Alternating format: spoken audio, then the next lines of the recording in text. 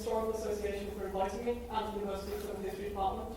And particularly also, I have to say, thanks to the University of Plymouth for employing me. It's been a pleasure to move here and to get to know the area and the community. So it's really a pleasure to be speaking to you here tonight. As Jameson sort of said, there's become an unavoidable contemporary context to this talk, for all that I started as a historian and still consider myself one.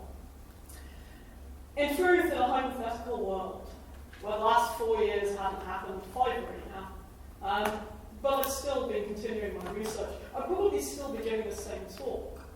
I didn't have the foresight to know that what was very much of a personal journey into Northwestern Chinese history was going to converge with a contemporary campaign to synthesize China's Muslim populations. You've probably, I hope, heard of this by now, in terms of the ongoing detention and oppression of the Uyghur population in the northwest of the country, in Xinjiang primarily, a campaign that has been declared genocide by a number of observers and scholars. But it's a campaign that actually goes a bit further than that. It combines basically with a move against almost all religious traditions in China at present. And so unfortunately for me, my work did come away with that. I finished my PhD research more or less at the last point where I think it would be impossible to do what I did, walking around bits of the northwest and going to talk to people, often in mosques, often elsewhere. And so this talk has quite a different weight, standing here and talking to you now, than it would have done when I first embarked on this journey. When I was an undergraduate, first encountering history, it was always the stated, or sometimes the unstated goal of much of the history I was taught, that we ought to be objective. That we ought to be passing through layers of sources in the past to read it against the grain, and to uncover a history that would reveal some sort of truth. But no matter how careful, how conscientious the histories we write are, they are acts of authorship. Choices made in the stories we choose to foreground and strands of the past we present. And I'm speaking today into a present where history is often profoundly present and profoundly political. And so, right now, approximately maybe 1 million, we're not quite sure, are incarcerated in re-education camps in China.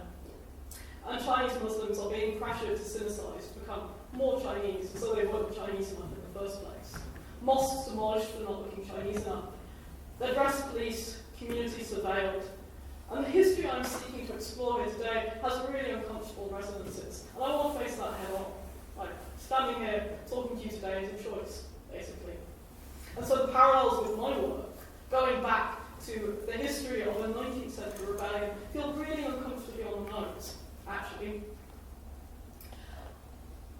And the history of the rebellion I work on, actually, is largely, as far as I can tell, suppressed in China. Certainly on the Chinese internet, the page that would be devoted to the Northwestern Rebellion of the 1860s, on the equivalent of Chinese Wikipedia, has been missing in action for a couple of years.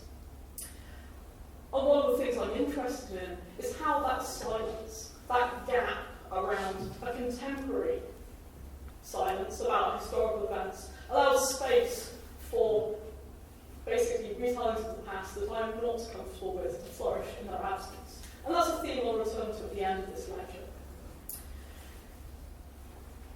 I should also perhaps stress that despite the way I'm drawing up these parallels, contemporary Chinese Islamophobia is not just about the Chinese past, nor is state policy towards Chinese Muslims always justified in historical terms, but they recur often enough that this is worth thinking about. And so today, largely what I'm going to argue is that this rebellion, the Great Northwestern Muslim Rebellion, almost forgotten, from 1862 to 1874, politicised the issue of Muslim identity in China and made it a problem, with legacies for the subsequent history of Muslims in China that remain present. And most especially, what I'm going to talk about today is the decision taken in the wake of that rebellion to resettle tens of thousands of Muslims away from their former homes into communities, basically where they would be deliberately separated from the non-Muslim population. Remote communities in what are now the northwestern provinces of Gansu and Ningxia, a population distribution that can still be seen on a map today. The parallels in the title of this talk to the other partition, that of India's, are not accidental. That's partly as I wish to emphasise the scale of the events that took place in the 1860s, their destructiveness, and perhaps also the deliberate nature of the social engineering project that followed in their way. And perhaps also it's quite apt that I'm calling on the sense of a world divided that you get with that term partition. A world that is fractured and that will never actually quite be the same again. A historical turning point. Also, perhaps, and this is something I'd be interested in hearing from people in this room on, my approach to this has been increasingly informed by scholarship on the 1857 Indian Rebellion, often known in older scholarship as the Indian Mutiny, nearly contemporaneous with the rebellion I work on, and ideas of minoritization, basically how it is that Muslims across the world became problematic minorities. And as I already said, this one is particularly hard to study, almost forgotten. Academics in China are warned away from studying it. And it's tough history to study as well, it's unpleasant. No side comes off well. There are no heroes, it's quite hard to make narratives out of. But in that sense, it becomes basically a case study in the legacies of a forgotten invasion, and the particular dangers of a history half hidden, not quite hidden well enough. But anyway, I'm getting a wee bit ahead of myself. So, first of all, Muslims in China. There are Muslims all across China, but the large population centres, is that working? Yes. Yep. Are found in the northwest, up here, and in Xinjiang. There are today almost no Muslims in this region, but almost everywhere else you'll find at least some. And again, one of the things I like to emphasise with this kind of introduction is that Muslims are not new to China. There have been Muslims recorded in China for over 1,000 years, and if you read the Muslim genealogies, probably from about the point where the Prophet himself died. They are very, very old communities.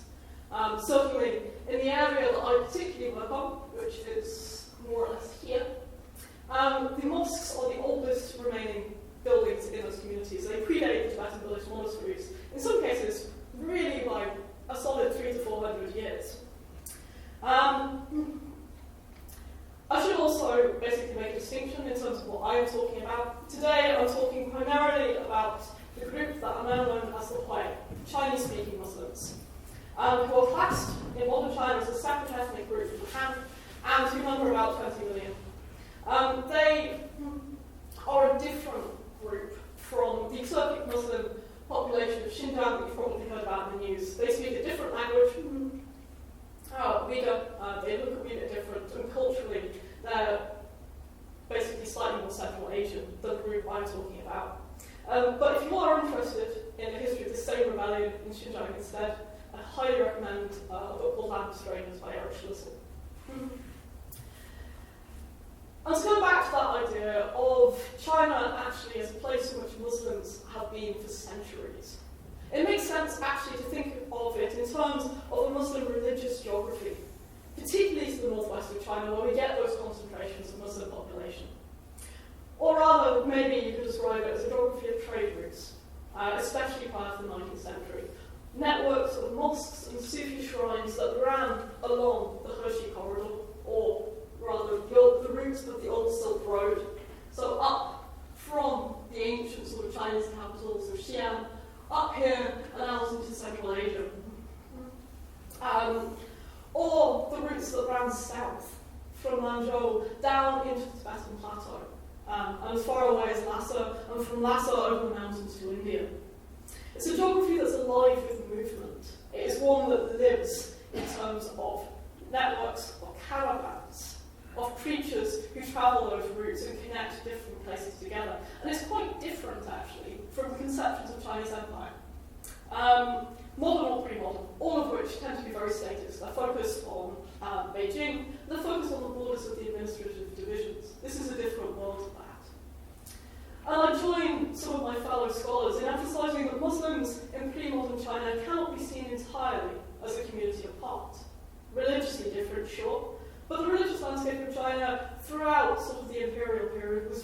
diverse, full of wee temple societies that were crucial to the functioning of local society. Mosques didn't look so different from any of the others. They were sometimes patronised by local officials in quite the same way as all of the other Buddhist, Taoist, and whatever else still Catholic temples were as well. To make that point, that basically, in earlier periods, really up until the 18th century, being Muslim didn't matter. It's actually really hard to track the history of the movements of Muslim population in China because nobody cared enough to write it down. They were there, but it wasn't significant. And just to give you a wee idea of what this place actually looks like. Oh, no, that is a different map. Apologies. This is a town at the heart of my work called Inxia. It's now described as China's little Mecca because it's home to such a concentration of Muslim population. It's a landscape dotted by mosques. You can see two of them here. And in days gone by, you'd hear basically competing cries of the adhan, all happening at slightly different times throughout the night. And in terms of what Chinese Islamic architecture looks like, this is a Sufi shrine. And again, you can see that it is quite distinctive. They look like nothing else in that landscape, but they also look very much distinctively Chinese. And that's what I mean in terms of like that particular style of woodwork, the arched beams that you see there. They're built sort of that very classical sort of Northwestern brickwork. They are part of a religious landscape. They are not in any way exceptional to it, or at least they weren't.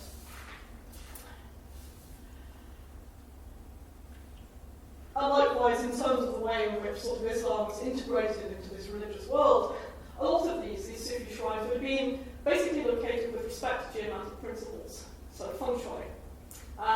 So they're very often found with a mountain behind and a river in front, in accordance with basically those Chinese ideas of how you're supposed to cite places. But, as this talk and the fact that I'm giving it makes clear, attitudes to Muslims in China were beginning to change prior to the 1860s rebellion. Without that, we probably wouldn't have had a rebellion in the first place. So again, to go back a little bit, the Qing Empire, Qing dynasty, 1644 to 1911.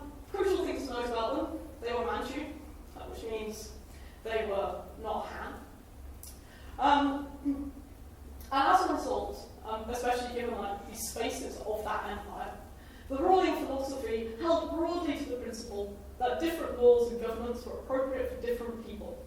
And that meant that a broadly Confucian system of rule held sway in China proper, in the interior provinces. But much of it inherited and adapted from like that Chinese tradition of empire that goes back as long as you choose to claim it, really. Much of it inherited from the Ming dynasty that preceded the Qing. But that also meant that different systems of rule were maintained over the non-Han areas, being Manchuria, Tibet, Xinjiang, Mongolia, with different law codes in place for different ethnicities. Those non-Han areas were governed largely indirectly through local aristocrats, and controls on movement into the non-Han areas were strictly maintained, basically to ensure that separation between people. The core idea was basically that if you let people live their own lives according to their own customs, there would be peace. If they start to mix and customs start to change, you have a problem. And so by and large, this was a regime that tolerated difference, at least within certain limits, at least within certain parameters. This said, there were always some within the bureaucracy who felt that the whole place would be better if that interior-style Confucian bureaucracy, Confucian administration, was expanded to the non-Han peoples, thereby civilizing them. There's always a tension in there. But nevertheless, Chinese Muslims, through that period, were legally a subcategory of the Han, governed under the same law code. And over the 18th century, we see merely a slow addition of statutes that suggests a creeping change in the way that Chinese Muslims are being conceived, the mandating of slightly harsher punishments for a crime that's committed by a Chinese Muslim as opposed to what is committed by a Han.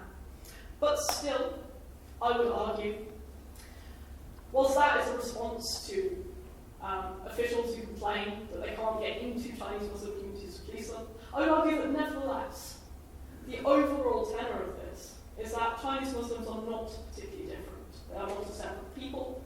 They are simply a slightly different community within that larger space of the Han. And it's only ever a few crimes that are mandated, thus mostly in the later 18th century. And Chinese emperors repeatedly stressed to officials who begged them that they should be allowed to take harsher measures against Chinese Muslim communities, that Chinese Muslims are a people who have long been settled in the space of the Chinese Empire, and that their practices are legitimate. Anyway, moving on to the rebellion that titles this talk. Social tensions increased across the late 18th and early 19th centuries. Population growth, basically. State financial difficulties. And by the mid-19th century, as is perhaps famous, the Qing are in a lot of trouble following the Opium Wars. The thing that really sets off the Great Northwestern Rebellion is actually a series of rebellions elsewhere, some of which you may have heard of. The Taiping, the Panthay, the Nian Rebellion, all of which occur in a period across the 1840s to the 1870s and 1880s. It's a period basically of civil war. Retrospectively, it's amazing that the Qing state were able to regain control, all of this happening simultaneously. And several of these rebellions, the Taiping Rebellion and the one I'm talking about, are counted as the most destructive in history. They killed tens of millions of people. And so, the rebellion I'm specifically talking about is known as the Great Northwestern Muslim Rebellion, and it more or less encompasses all of this area, most of the Northwest. It killed, we think, and it's very hard to say, 8 to 12 million people. Some accounts say it was more like 2 and 3. Entire villages were left depopulated. To give you a sense of the scale, it took the population of Gansu province, this long skinny one in the middle, 100 years to recover. And it's estimated by a scholar by the name of Lu Weidong that over 90% of the Muslim population of the interior provinces of Gansu and Shanxi was killed or fled by the end of the rebellion. And here I want to get back to some of what I was talking about at the beginning, with the problem with words and how we call things. Because as far as I'm concerned, I'm not entirely certain this was necessarily a rebellion. I'm not entirely certain it's necessarily all that Muslim either. It's defined as one. And it became a rebellion when the Muslims were blamed for chaos that spiraled out of the ability of the state to control it, already overstretched by dealing with crises elsewhere. But that name itself is an act of retrospective narrative creation. And what in truth happened was a collapse of the state. And you can tell that largely by going back to the sources and reading from the beginning. If you actually look at it, this rebellion does not have one cause. It starts at different places in different times. There are at least 5 different triggers for something that becomes a rebellion. The general narrative is that it begins in Shanxi in 1862, where a marketplace dispute between a Han seller and a Muslim buyer goes wrong, with the result that the Han seller's friends later take a gang and burn the Muslim village down. And the Muslim village retaliates, and the whole thing spreads with a series of mutinies across the Northwest. Except, if you look at my sources, you go back to it, you realise that that is true for this place. Hang on, I've lost my pointer again. This place. But over here, the rebellion began 2 years earlier, with a dispute between 2 separate sets of Sufis, one of whom called up the local Tibetans to help them, and the other of whom called up their local Han partners. And if you look again at several of these other places, they all tell slightly different stories, and the stories they tell are not as simple as Muslim versus non-Muslim. They share certain themes, mostly economic distress, poverty, and the inability of the state to actually enforce the monopoly of violence any longer. But what it isn't in those early years is a rebellion. It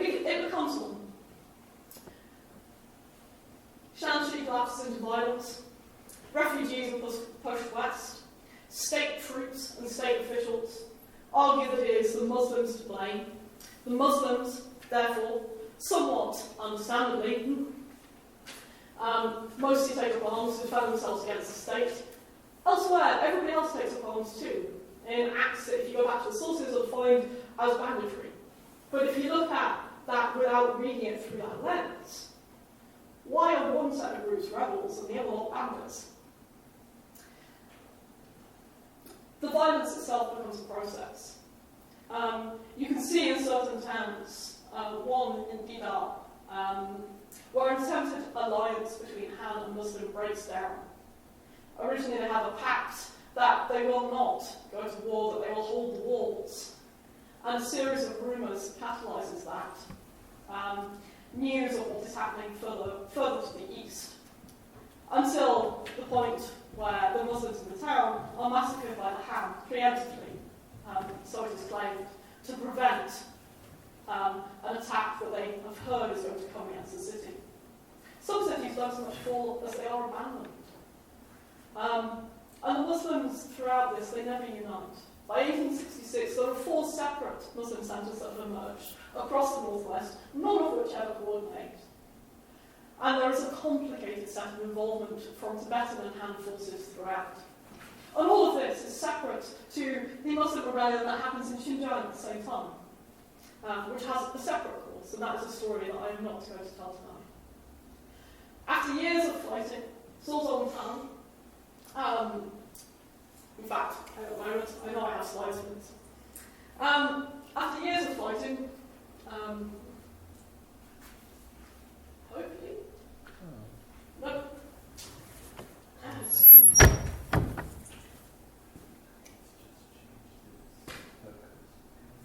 Yeah, sure. Sorry. That's all right. I think the computer.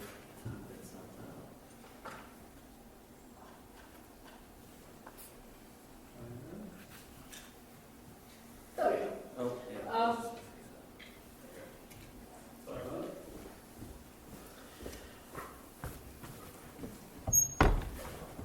So essentially, this is a battle painting from a series that was eventually made to commemorate the Qing victory against the rebels. However, it does give you some idea, perhaps, of what the landscape looked like, and indeed the fruits. After years of fighting, a specialist commander, Zhou Zongtang, is moved up from fighting the Taiping Rebellion, where he won, to deal with the Northwest. And he, over the course of about 6 to 7 years, slowly but surely moves his army up through the Northwest into Xinjiang. And it's a slow, steady conquest that drives yet more refugees from those eastern provinces into the west, exacerbated by Zhou's absolute reluctance to let the Muslims return to their homes. And so as the fighting ends, the reconstruction begins. And this is what the core of my research really attempts to understand, what that reconstruction process meant and what it did. In my PhD, I worked with a set of archives to interrogate on-the-ground relationships, using court cases involving the kind of minor people who don't normally make it into this sort of history, to try and work out what reconstruction, what rebuilding after that rebellion meant for the local population, their lives and their structures. And in the book I'm now writing, I'm seeking to expand that out, to think about the differences in experience across those spaces, and how these events changed the world for the people who lived through them. As before, I'd like to emphasise just the scale of the task that the reconquering forces faced, and indeed the refugees who were returning either to homes or to new homes where they'd been resettled. So this is a quote from Pavel Piasecki, who was part of a Russian trade mission that journeyed up through the northwest of China in the 1870s. Quote, "We entered upon an enormous silent square, a mass of ruins. Here and there some miserable huts and isolated vestiges of walls, gates and towers. The spectacle of this devastation and the bad weather combined was most oppressive. The splendour and importance of this dead city could never be revived, yet the patient tenacity of the Chinese is capable of attaining almost anything. So one of the key principles for the reconstruction, and indeed for ensuring peace, was this conviction of the commander who led the reconquest, that in order to ensure peace, Muslims could not be allowed to return to live alongside non-Muslims again. And he justified this as follows. This is the man himself. Again, he's photographed by that same Russian trading mission in the 1870s. Do not ask me how the photograph wound up in Brazil. But his analysis for the reconstruction was that Muslims were fundamentally unlike the other rebel groups that he'd been fighting for the previous years. Quote, "The way to deal with the Muslim cannot be like the approach used for the Taiping, nor for the Nian rebels. When the Taiping cut their hair and the Nian give up their weapons, then they are no different from ordinary people. But the Muslims are not like this. Animosity between them and the Han runs deep, they do not intermarry. Their temperaments are different. In appearance, they are also different. Put even one Muslim in a crowd and ask the locals to identify him, and they will find him." The intention then, at least in Zor's mind, was that the reconstruction and ensuring peace would have two parts. First of all, by resettling Muslims away from non-Muslims, the area would be made safe. And then, after that, would follow a process of cultural transformation to make the Muslims at least administratively akin to the Han. And that meant eliminating the role of imams as community leaders for anything other than affairs internal to the mosque, and training Muslim youth in traditions of Confucian government. Zor was a complicated sort of character. As far as I can tell, he didn't actually think that most of the Muslims were rebels, just that the differences between Han and Muslim were so irreconcilable that nothing else was going to work. It's worth noting, perhaps, that Zor is quite different as a generation of official from those that have preceded him in the Qing dynasty.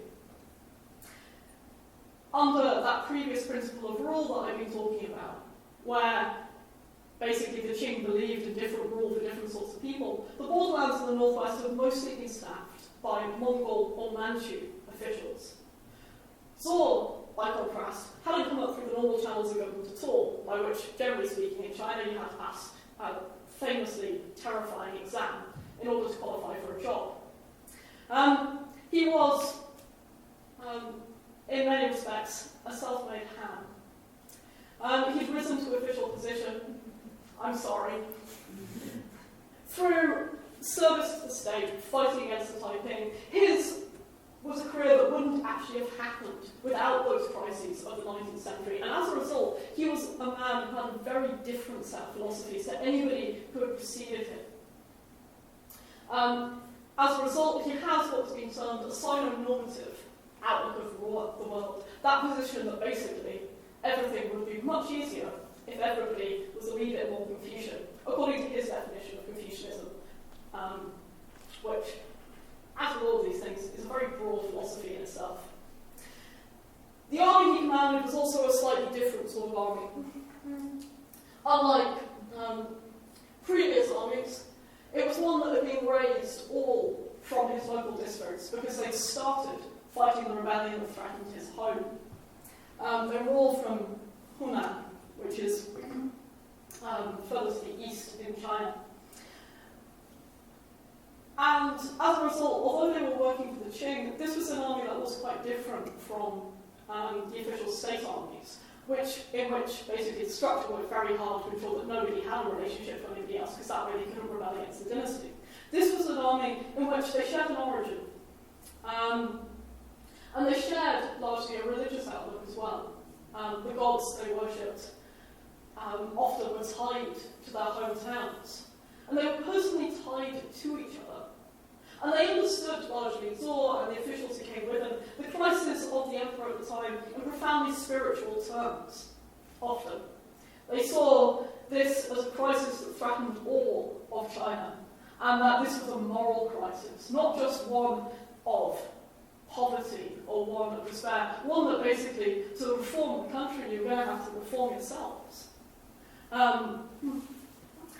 Reading accounts written by the army, sort of officers from within it, I'm often struck actually by how the millenarian tone that they actually have.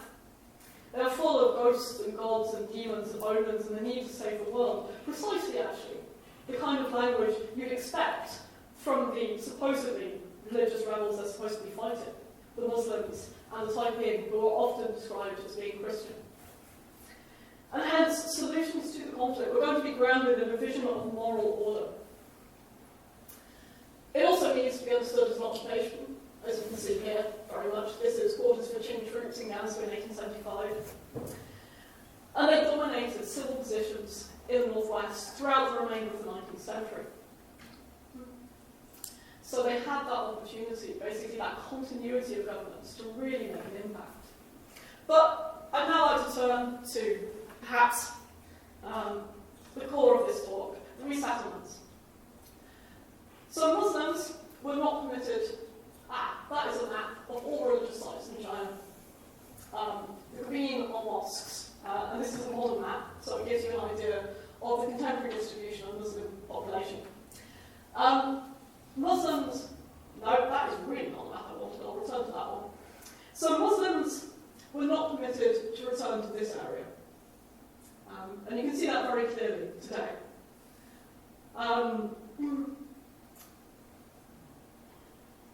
By the end of the rebellion, it's almost entirely empty. There is one Muslim community remaining in that province, and that is the community in Xi'an, the ancient capital, which you can see is that single green dot here. These areas, many of which are very bad land, are designated for Muslim resettlement. And again, you can see that in the density of Muslim population there, a density that would not originally have been like that. And to return to this one, this is in the memorials I read, the idea that this line of the River Tao is a dividing line, that you will have Muslims permitted to the west of it and banned from the east. And again, this is a modern map. You can see quite how stark the effect of resettlement was today. It completely changed the population geography of the Northwest. It was done largely for strategic reasons. These areas basically contain roads that were key to keeping the empire open, and up here as well. And so Muslims were largely, almost completely wiped out of these two regions, the Hershey Corridor, the old Silk Road routes, and the Shanxi. In this area, Muslims were moved in, and this area as well. And if you talk to Muslim communities in those areas, sometimes they still have the village names where they were moved out from Shanxi. You can tell those communities by their accents still, in some cases. Likewise, they talk about this as being an event that basically impoverished them for a century, because they were moved away from their resources, and onto marginal agricultural land in the middle of nowhere. And so, to move on, this was basically a plan to transform that had really four elements to go with it. It was based on this idea of population engineering, these resettlements of people into certain places. It's based also on the idea that basically, if you were a good person, you were going to be a farmer. And again, that is something that's important to note in the light of basically those Muslim trading connections throughout that world.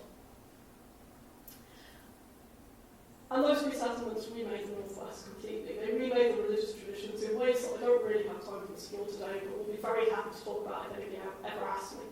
Alongside those resettlements were a selection of other measures. Prohibitions on mosque building.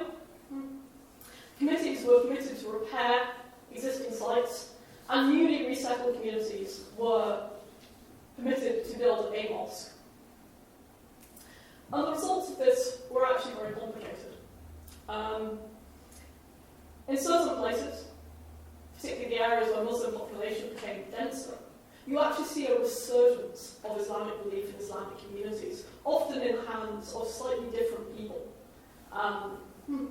It marks a move away from charismatic Sufi leaders towards basically leaders who are able to work with the Qing. But there is an immense diversity of basically of Islamic revivalism that happens in those communities. Elsewhere, mosques are destroyed. They are turned into shrines that commemorate the victory. And in the words of Zhou Zongtan, talking about this mosque, the Xining Dongguan Great Mosque, which is perhaps the most important mosque in the Northwest, he decreed that it ought to be demolished in order to, quote, emphasize the form of the land and solemnize the site, or make awesome the site. And note the connotations of this phrase. The form here, in Chinese Xingshi, it's all about the natural form of the landscape, and it has geomantic connotations once again. This phrase is intimately associated with temples, and the collective gaze of the people towards the landscape, built and unbuilt, is the kind of phrase you find basically in steely texts that stand outside Chinese temples. In arguing this way, sort of breaking down that phrase, what Zhou is actually saying is that the mosque, largely, is unnatural in its form and disturbing to the correct order. In demolishing it to make way for a Confucian academy, which is what was rebuilt on the site, the land itself is being put right at a very deep level. The final 2 points of this I'm going to skip over, but note the way in which these parallel some of the programs that were put in place in India, particularly prohibitions on Muslim movement, which although they existed, were almost completely unworkable, but nevertheless were always there as a legal stick to hit people with when you wanted to. And the use of basically local household registration programs, effectively censuses, to define and track Muslim population through this area in a way that had not been done prior to the rebellion.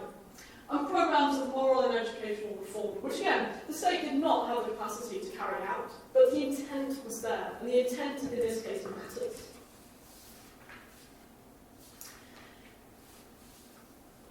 Because what this does is it confirms the process of minoritization. It confirms an attempted Chinese partition. Prior to the 1860s, the wordplay, Chinese Muslim, was a legal subcategory of Han. It was possible in some instances, as far as I can tell, that Hui could be referred to as Han, something that becomes completely unthinkable in the later, particularly in the 20th century. And it's clear in the way that Qing legal code is laid out, with head statutes for all, and with specific subclauses added below that. Post-rebellion, that fact of Muslim difference is written into all facets of life. The lack of state capacity to enforce their program of transformation did not actually matter, because the fact that they were different and the fact of prejudice against them had been established. And returning once again to that question of writing rebellion and writing history. In the years after the rebellion, there is a process of writing that takes place, a process of memorialization, the same, really, that saw the Xining Dongguan Great Mosque, as I've just said, turned into Confucian Academy. There is almost an anthropological element to how this takes place. The state goes out looking for the names of people who have died during the rebellion, to commemorate them as martyrs, to make sure that their ghosts do not haunt the land. States, and they also write the history of the rebellion and the history of the victory, same as in that battle painting that I showed you just now. And that is always a narrative that prioritises a particular interpretation of events, that the Muslims were rebels, that the Qing, in putting them down, were justified in doing so. But it's always a process that excludes those Muslim narratives. And we actually don't have very many of Muslim narratives left at all.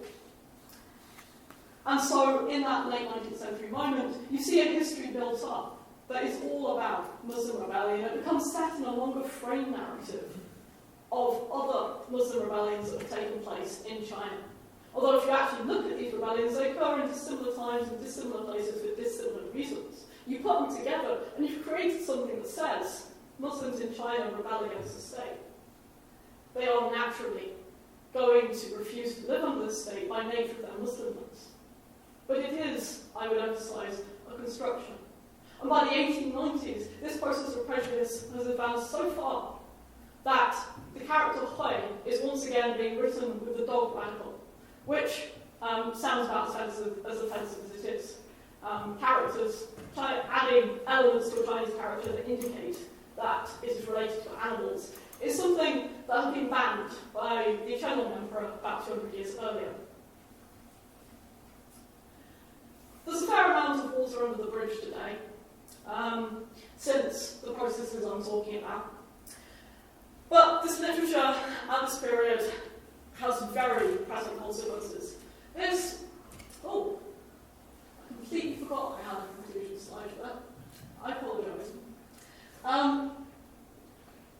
This is the Xining Dongguan Great Mosque today.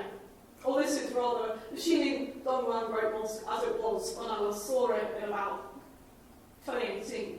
And this is how it looks today, following a process of synthesization in the present, which has declared that the dome and the minarets are non-Chinese and they must be removed in order to make it fit with the landscape, in order to make it more Chinese.